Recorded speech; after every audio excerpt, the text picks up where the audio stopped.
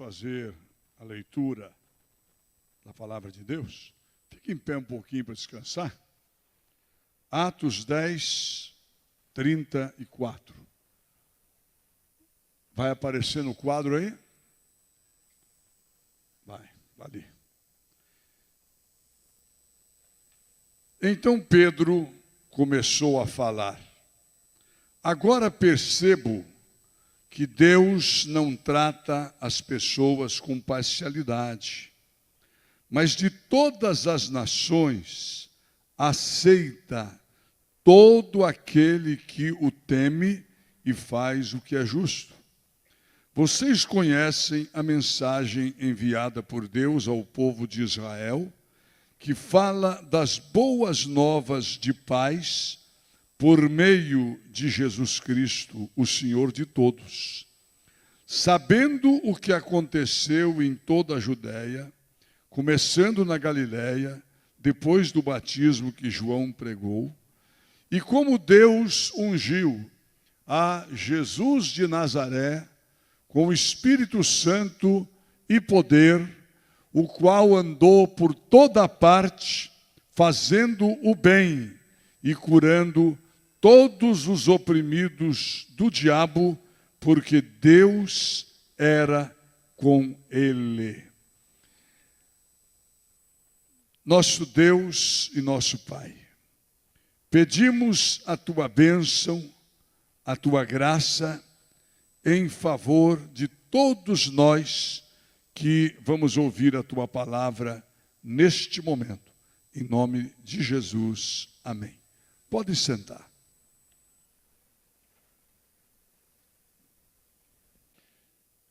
O reino de Deus é extraordinário. Mas nós acabamos de ler a palavra. E eu, no domingo passado, eu gosto sempre de relembrar, porque quem veio vai lembrar, quem não veio vai dizer, poxa, por que eu não vim? Domingo passado, nós falamos aqui sobre quanto vale uma vida. Estão lembrados? E até nós mencionamos aqui no domingo quanto se gasta em alguns casos de doenças graves, quanto que tem que se investir para uma pessoa sobreviver.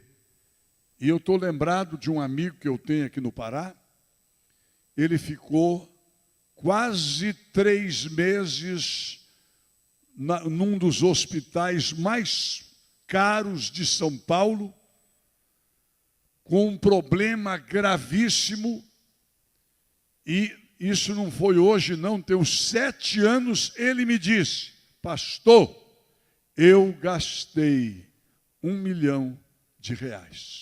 Aliás, desculpe, $1 milhão.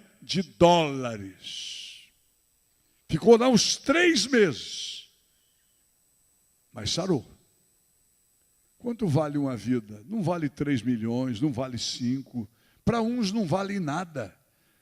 Para aquele assaltante endemoniado, alienado, uma vida vale o preço de uma bala de revólver.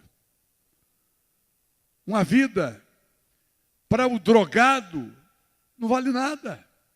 Porque ele está queimando a sua vida cada vez que ele se droga, ele está encurtando os seus dias. E assim nós poderíamos mencionar tantos e tantos outros casos onde a própria pessoa não valoriza a sua vida, não cuida da saúde e depois vai ter que tratar da doença. Quanto vale uma vida? Depois que eu saí daqui, conversando com os irmãos, teve uma pessoa que me disse, olha, tem um conhecido aqui em Belém, filho até de uma autoridade do judiciário, que toma 2 comprimidos ou 2 injeções, não me lembro o detalhe, por mês. Cada um custa R$ 7.500.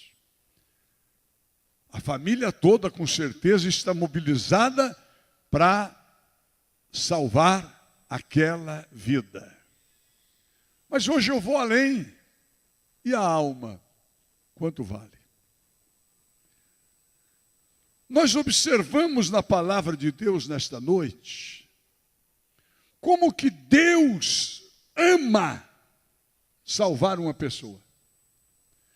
Deus montou uma engenharia espiritual, neste caso que nós acabamos de ler. Eu não li todo o texto porque é longo, mas recomendo a você que leia o capítulo 10 de Atos dos Apóstolos, de preferência todo. E você vai entender toda a engenharia que Deus montou para salvar um homem sincero. E aí já começo mostrando que apenas ser sincero não é suficiente. Apenas ter boas obras não é suficiente.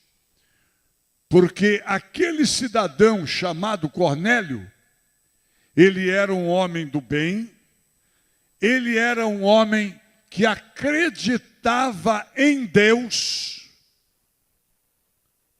A Bíblia diz que ele era temente a Deus.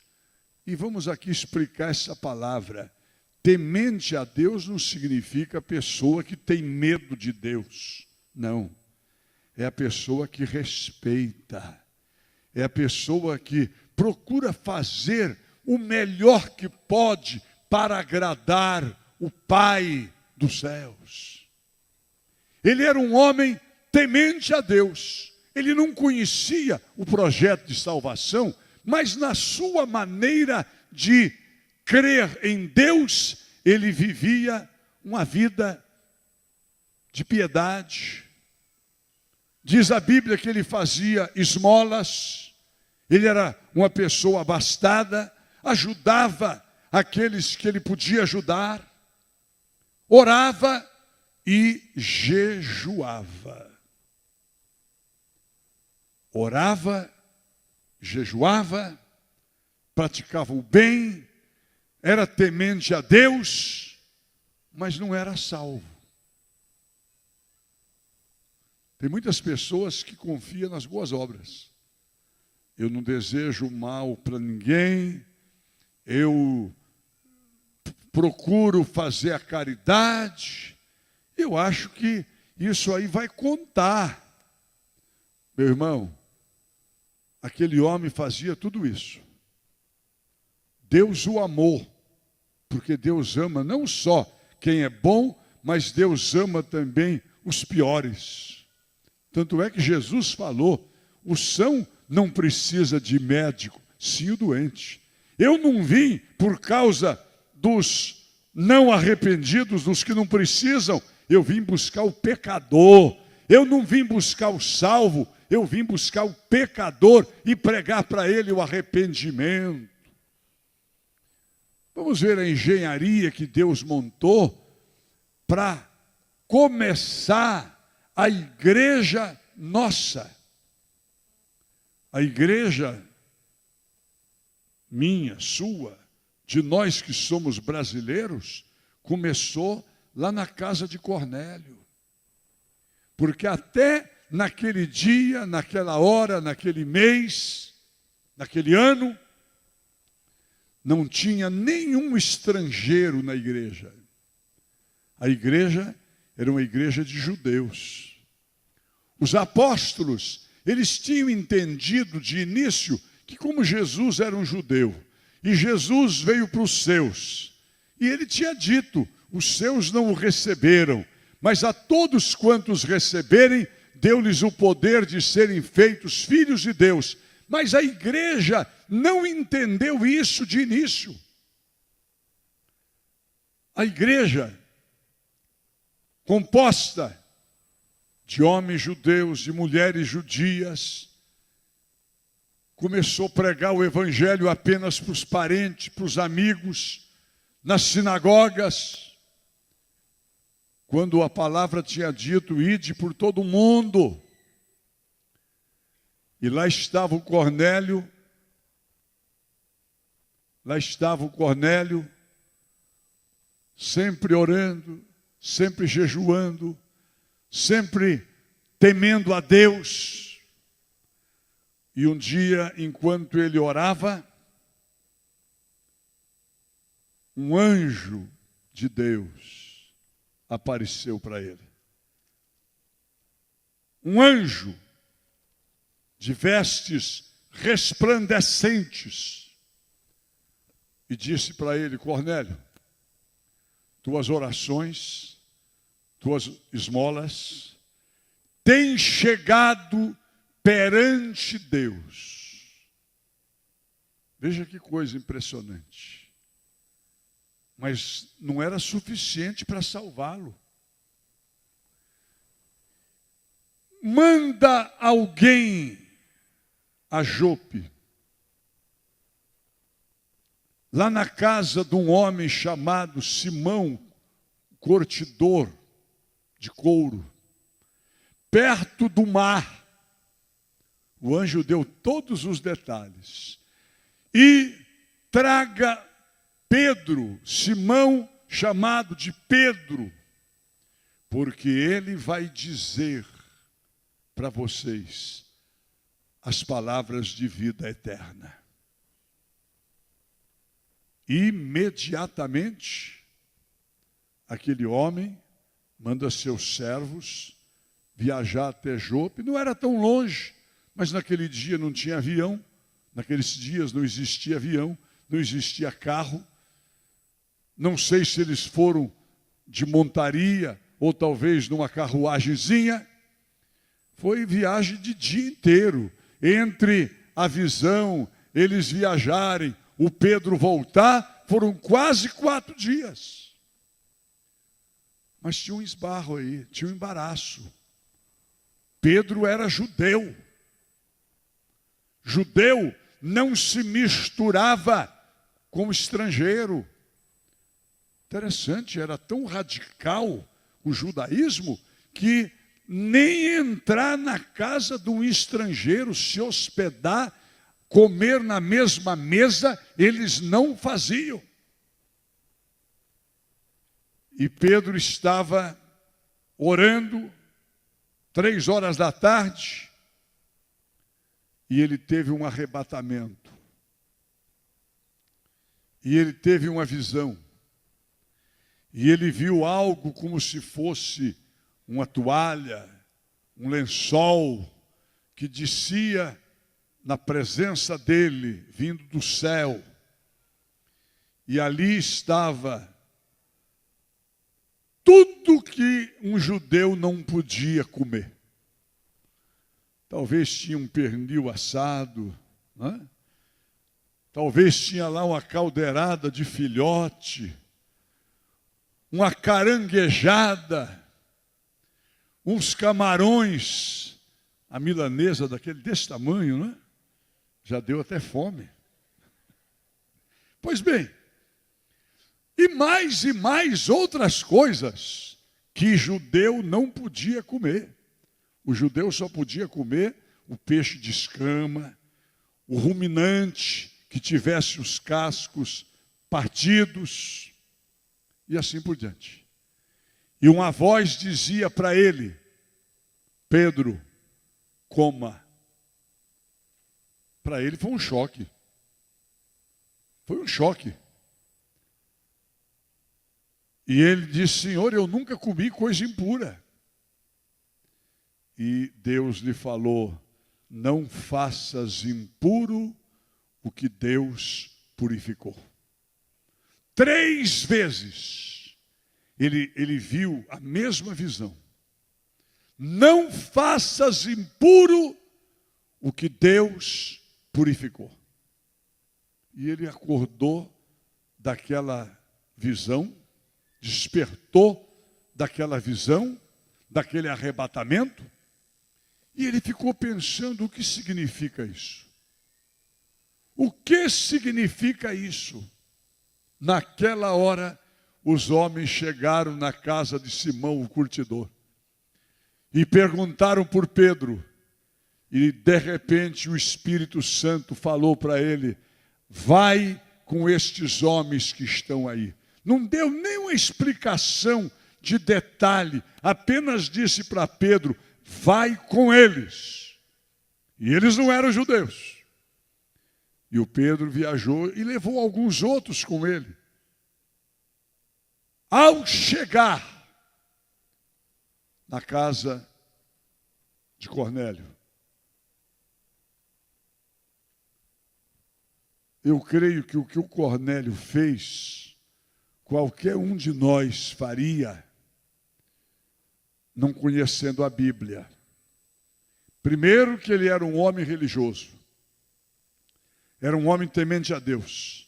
Era um homem que estava à procura de algo melhor para a sua vida. E quando ele recebeu de um anjo que mandasse buscar um homem chamado Simão Pedro, ele colocou aquele homem como representante de Deus, que de fato era.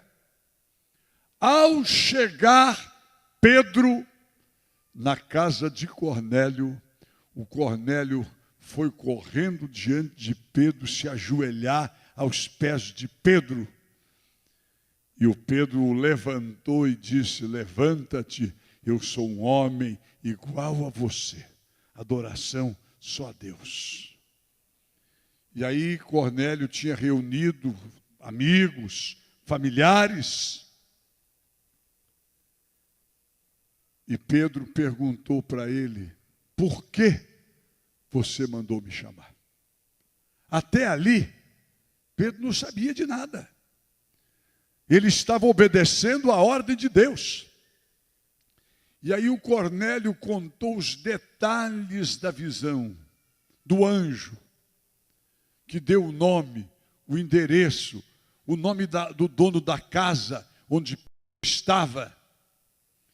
E Pedro começou esta pregação, evidentemente que ele não falou 2 ou 3 minutos, como está escrito aqui.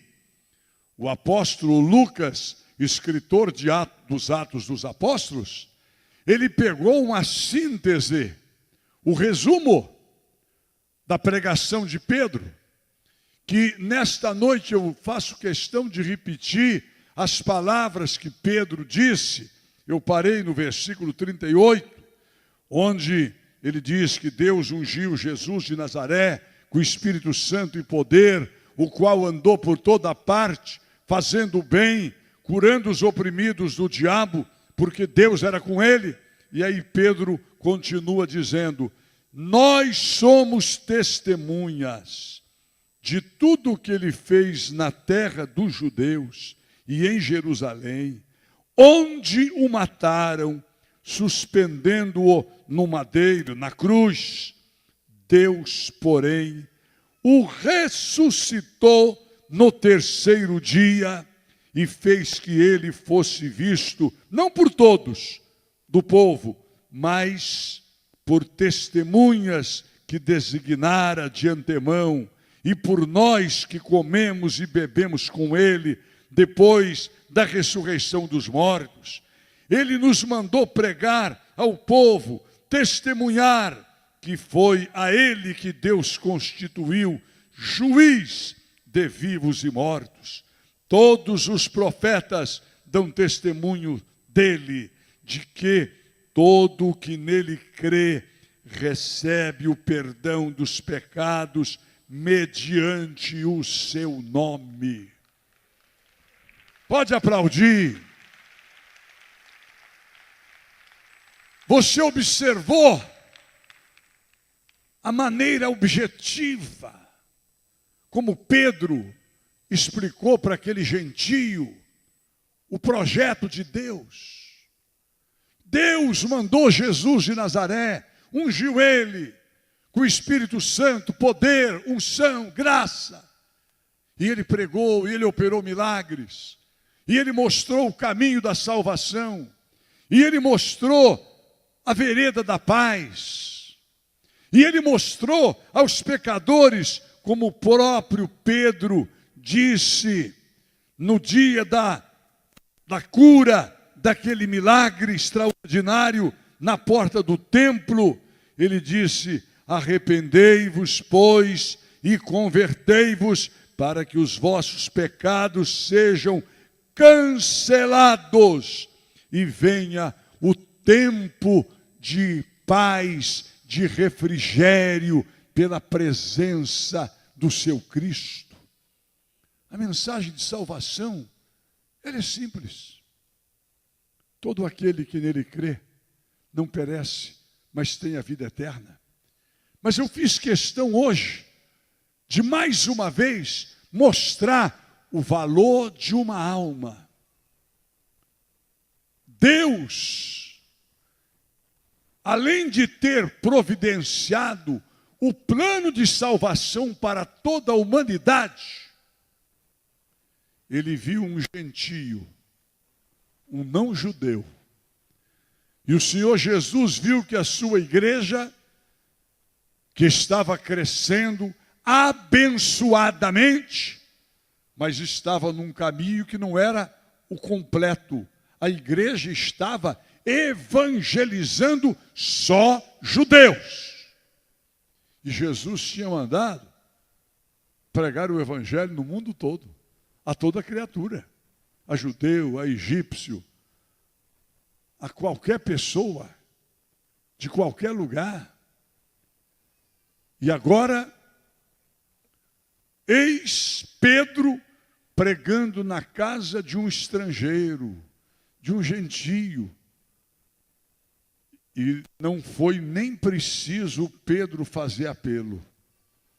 O que eu acho glorioso na obra do Espírito Santo é que, diz a Bíblia, vamos aqui admitir que o Pedro estivesse pregando há 1 hora, 2 horas, era mais uma conversa, uma informação sobre Jesus Cristo, para aquele grupo de quantas pessoas não está registrado, talvez 15 ou 20. E quando Pedro pregava, diz a Bíblia, estando ainda Pedro dizendo tais palavras, caiu, foi derramado o Espírito Santo sobre todos aqueles que estavam ali. Gente que nunca tinha ouvido falar do Espírito Santo.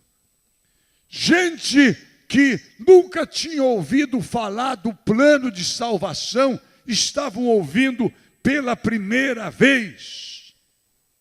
E o Espírito Santo foi derramado sobre todos. E aí tem o comentário. Os que vieram junto com Pedro, que eram judeus, ficaram espantados, admirados, porque também sobre os estrangeiros, sobre os gentios, foi derramado o Espírito Santo. E quando aquele povo louvando a Deus, falando em línguas, por que não dizer, eu tenho certeza, chorando de alegria, algo que nunca eles podiam imaginar que aconteceria com eles. Aí Pedro levanta a sua voz, olha para aqueles judeus que estão com ele e diz, quem pode impedir que eles sejam batizados? Quem pode lhes negar a água para o batismo, se o Espírito Santo veio sobre eles como veio sobre nós? E Pedro batizou ali, naquele dia, aquele grupo de irmãos e irmãs, e eu digo, naquele dia começou a nossa igreja, a igreja dos estrangeiros. Naquele dia começou a igreja que não era só de judeus. E o Pedro, ainda quando voltou para Jerusalém, ele teve que fazer uma assembleia com a igreja para se explicar. Porque ainda muitos daqueles judeus ortodoxos que tinham se convertido a Jesus, não tinham entendido que a salvação era para o mundo inteiro. E o Pedro teve que dizer para eles, olha, eu os batizei, porque eles foram primeiro batizados com o Espírito Santo como nós. Quanto vale uma alma? Meus queridos irmãos, primeiro, no projeto de Deus, nós conhecemos o plano de salvação gerado através de Deus na pessoa gloriosa do Senhor Jesus, que veio para buscar e salvar o perdido. Mas agora nós observamos Deus traçando um plano para fazer a igreja chegar em Cesareia, a igreja chegar aos gentios, a igreja chegar aos estrangeiros, a igreja chegar até nós. Sempre Deus tem um projeto e nós louvamos a Deus. Eu dizia ontem, pregando lá no Rio Grande do Sul, em Santa Maria, para 1.900, 2.000 líderes, eu dizia o que eu vou dizer aqui hoje. Muitas vezes, você prega o Evangelho, você prega a palavra de Deus, uma pessoa se converte, no meio de muitas, e no coração, na mente, no entendimento de quem pregou, não está o que Deus pode fazer daí para frente. Depois que eu preguei, eu estava no hotel me preparando para ir para o aeroporto, para vir para Porto Alegre e vir para Belém, já 2:30 da tarde, mais ou menos 2 horas, e chegou uma família para falar comigo. Um pastor, sua esposa, 2 filhas jovens, uma com 24 anos, outra com 22 anos. E aquele pastor quis bater uma foto, batemos a foto, aí ele disse para a esposa e para as 2 filhas, este pastor já foi meu pastor. E eu disse para ele, quando? Em Passo Fundo, eu tinha 4 anos de idade, o senhor era jovem, isso foi em 1964, eu tinha 19 anos. E eu pastoreei aquele rebanho por alguns meses, ajudando, substituindo o missionário que tinha começado aquela igreja. Comecei a fazer aquele templo, e ele disse, eu tinha só 4 anos, mas eu lembro que minha mãe, o meu pai, que depois também se tornou pastor da Quadrangular, me levavam na igreja. Então o senhor foi o meu pastor. Agora eu também sou pastor. Então é isso, irmãos. Quando pregamos o Evangelho, nós estamos semeando. Semeando, semeando. A colheita, só Deus sabe. Só Deus. Não existe explicação humana para o que Deus faz. Muitas vezes, você vê uma pessoa aceitar Jesus como Salvador,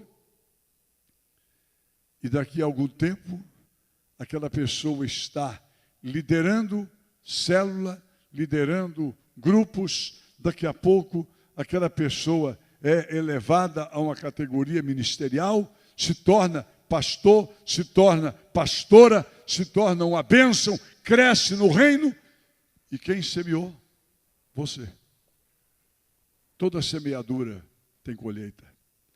Agora, existe uma coisa impossível de acontecer. É colher sem semear. Impossível. O dia que a igreja de Jesus parar de semear o Evangelho, a geração seguinte já não existirá como cristã.